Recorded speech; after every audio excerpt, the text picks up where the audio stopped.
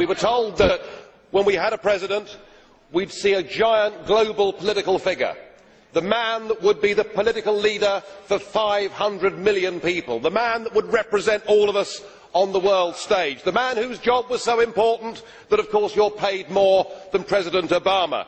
Well, I'm afraid what we got was you. And I'm sorry, but after that performance earlier that you gave, and I don't want to be rude, but you know, really, you have the charisma of a damp rag and the appearance of a low-grade bank clerk.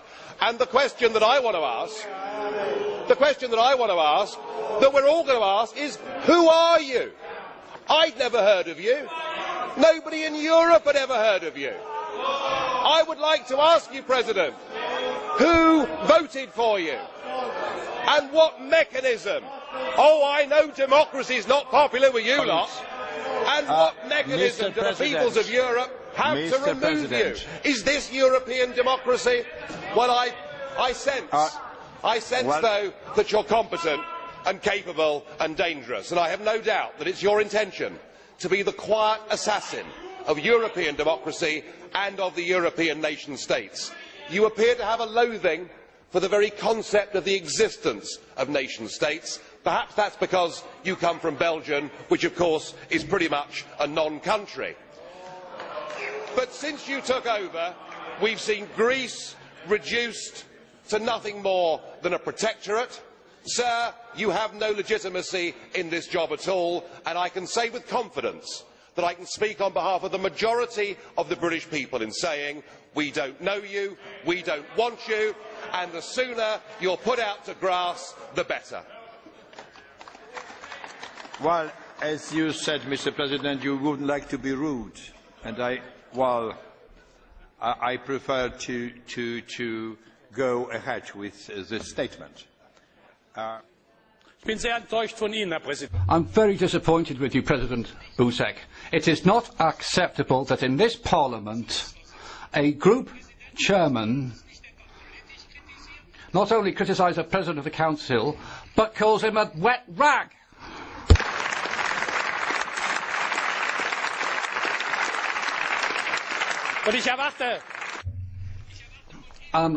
I expect you, President,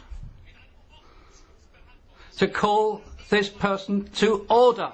It's not right that this man should be able to trample over the dignity of this House. And Joseph Dole, it's not just a case of getting or allowing the UK to leave the EU. It'd be better for Mr Farage to resign if the European Union and the European Parliament are such bad things in his eyes. Thank you, President. Just as I have said to President Farage previously, 2 months ago, and today I repeat this, these type of addresses, which are character assassinations of individuals, are inadmissible in the European Parliament, and I spoke to Mr Farage about it, and I drew his attention to it. Mr Schulz, I'd like to say that this is how I work, and that's my way of going about it.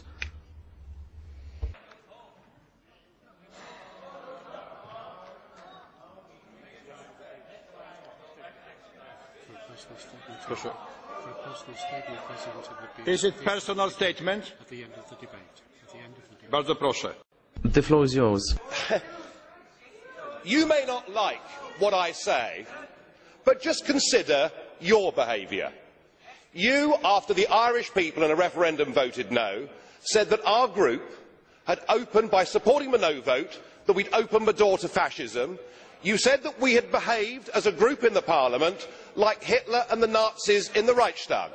We've been called by Danny Cohn-Bendit mentally weak. You know, it has to be, it can't be one way. It is not personal statement.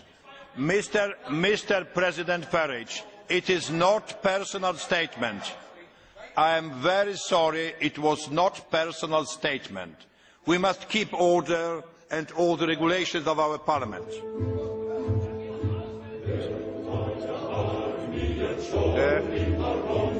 The next...